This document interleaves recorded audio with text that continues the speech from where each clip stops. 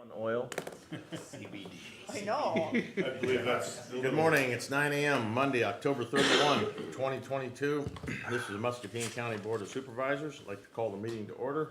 First is to review the agenda. Move to approve as presented. Second. Motion by Jeff, second by Nathan. All in favor signify by saying aye. Aye. Aye. Opposed? Motion passes. Next is discussion and possible action to approve claims dated October 31, 2022 in the amount of $920,024.81.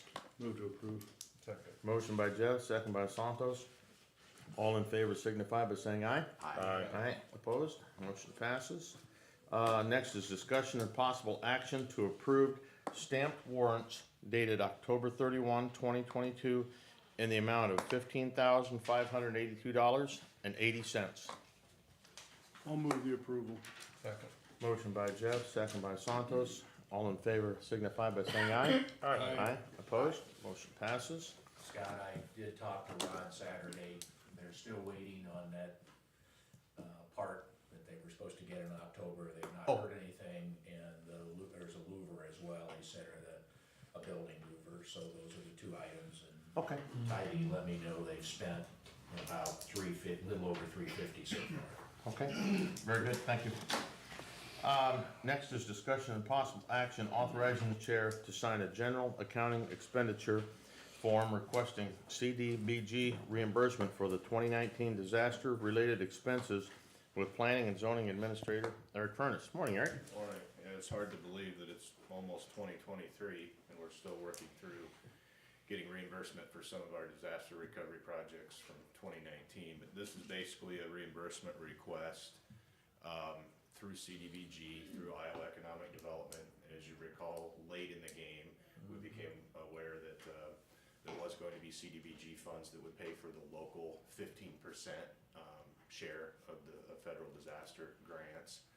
So we've worked through that. This represents the local share of the interim purchase and demolition, asbestos testing, appraisals, all the costs associated with acquiring and turning that space into green space. There will be another one down the road for another property that we have yet to acquire, because as you'll recall in your direction, we did not pursue that purchase until we knew for sure that we were going to get CDBG funding to cover the local share. That person is not currently displaced, still living in the home. It is eligible. It's been a very arduous process. We found out even after we awarded the grant award letter and asked to submit a request for funds, that IEDA has separate and additional contract language requirements, contractor assurances beyond what even FEMA required. So for a while I was kind of in panic mode that we weren't going to get this money because we followed FEMA guidelines and IEDA wanted a whole lot more. I'm going to have to rewrite RFPs and contracts for this other property to not only make FEMA happy but also Iowa Economic Development. We were able to get them to basically compromise and give us reimbursement for the interim project because at the time we met all the FEMA requirements. But it's been hours and hours on the phone and email back and forth trying to make economic development happy with that. But this should be the final step in getting that $30,909 reimbursement for our local investment in that project. All right. I would move approval. I'll second. Motion by Nathan, second by Jeff. All in favor signify by saying aye. Aye. Opposed? Motion passes. Next is discussion and possible action to approve the minutes of the October 24, 2022 regular meeting. Move to approve. Second. Motion by Jeff, second by Doug. All in favor signify by saying aye. Aye. Opposed? Motion passes. Correspondence. Jeff, you have anything? I had a few non-committee kind of events. On the 25th, I attended a housing council locally, and then on the 28th, also with the housing council, I met with a group of 3D printers. So, that's one of the emerging technologies, and I think the community is contemplating prototype or trialing something like that. So, met with that group to kind of understand that technology and process a little bit. And then on 10/26, I attended a meeting with, I think it's called Aligned Impact Muscatine. Is that right, Santos? Do you remember? And they had a deal on childcare in childcare and the status of childcare in Muscatine County and around. And the IWF, and I can't remember the name, like Iowa Women's Foundation or something that is kind of leading the charge and trying to help with this. There were some really, really interesting PowerPoint that she presented on childcare data nationally, state of Iowa, and then more specifically Muscatine County. Carol Webb was also there from the city of Muscatine, and we're going to see if we can't get that presentation at the school board, at the next school board, board of supervisor council session. I think you all would be very interested in it. I'll see if I can get a copy of that PowerPoint anyway. There's some really interesting data on childcare around. So anyway, that was a kind of a brainstorming session. I think it was interesting to get more people involved, maybe than just childcare providers, because I think there were some areas of opportunity they hadn't even thought through. Funding mechanisms, you know, like I asked them if they'd challenge the workforce board for funding, because the workforce board has money. They should. And they hadn't even thought of that. And I said, well, you should get Miranda on board and get her out here and let her hear and see some of the numbers and see if there's a trial you could do. So anyway, it was a good meeting. I found it very interesting. Good group of people. They're working hard, trying to help the community with an issue. And that was it. Okay, Nathan? I just add first to what Jeff said, that anecdotally, I know from several people that the childcare lack is, I think, interfering with people from participating more fully in the workforce. So I'm glad to see that.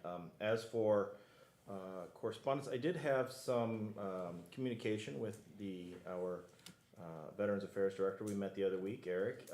There is a kind of a project going around called Operation Greenlight for Veterans, and basically, in addition to actually substantive policy things, lighting buildings green from November 7th to 13th. I know he's talked to the city about doing the bridge, that sort of thing. I don't know if we have anything we could light green, but it seemed like a nice a way to show support, and if we do, that'd be great. Wonder if we could do something on the courthouse. Yeah, maybe so. Okay, very good. I had nothing to note. Santos? Just the follow-up from the meeting that Jeff had attended. I had also had correspondence with Okay, them on that, emails, the minutes for that too. all right. Doug, you have anything? Nothing. Okay. Jeff, committee reports? No committees last week. Nathan? Let's see, on Wednesday, the 26th, we had the Mississippi Valley Workforce Authority Finance Committee meeting.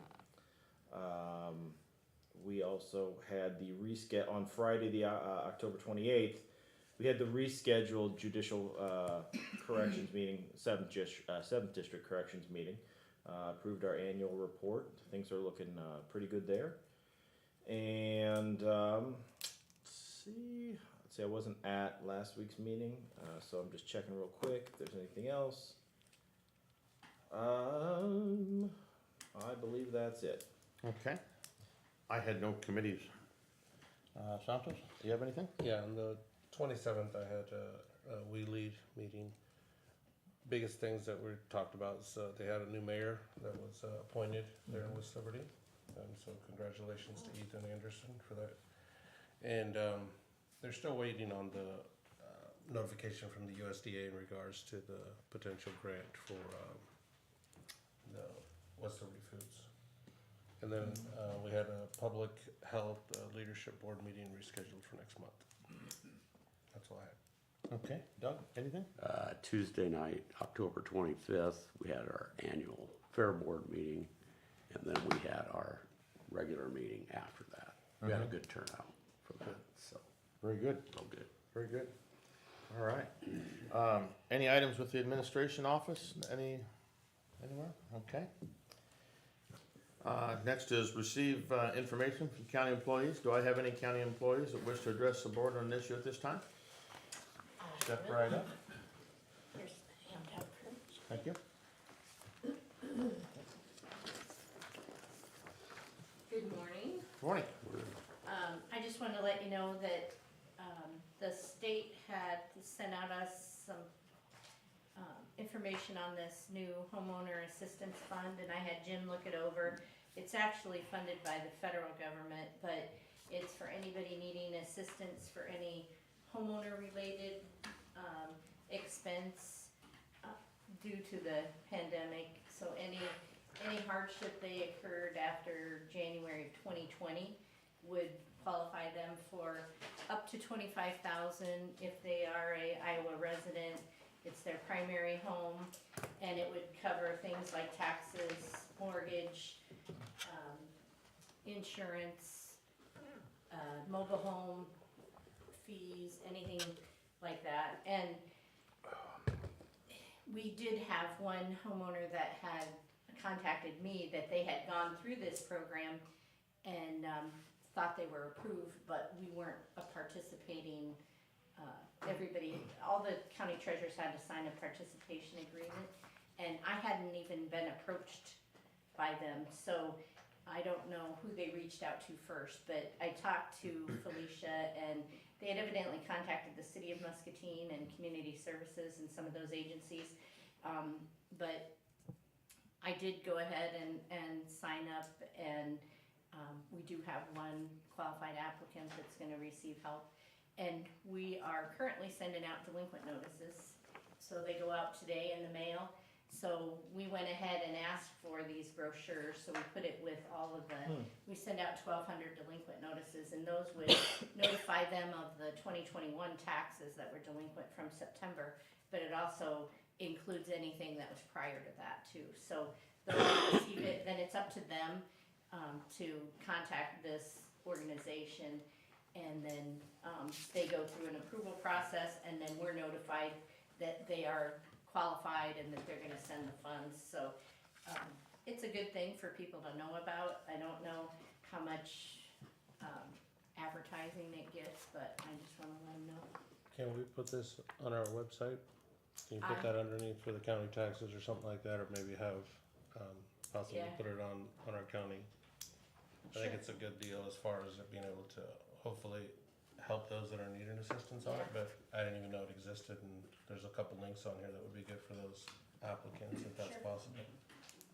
I did give some to Eric from Veterans Affairs and made them available to. And Felicia's aware, and Services. Felicia has it in community services. Yeah, she'd we be got, well aware. we ordered a box of 3,000 handouts, so we have extras. If anybody needs them, we'll put them out on the counter as well, but, yeah, it is, it's Good. It's a just good program, it notifying. looks like. Yeah. I see at the bottom here, it says that the payments will be made directly to mortgage servicers and other payees, which I think is a very good way to approach that. Exactly, and it's a one-time, so they get assistance, it doesn't have to be repaid.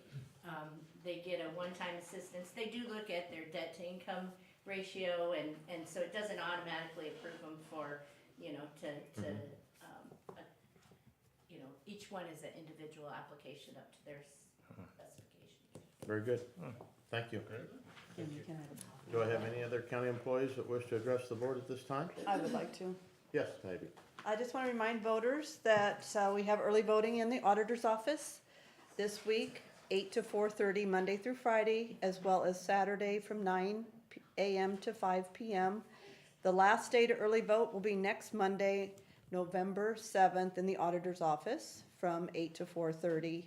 And then the polls are open on November 8th from 7 a.m. to 8 p.m. Very good. Okay. Thank you. Seeing no one else, next is receive comments from the public. Do we have anyone from the public that would wish to address the board at this time on any issue not on the agenda? Seeing no one come forward, it is 9:14, and we are adjourned. Thank you, everyone.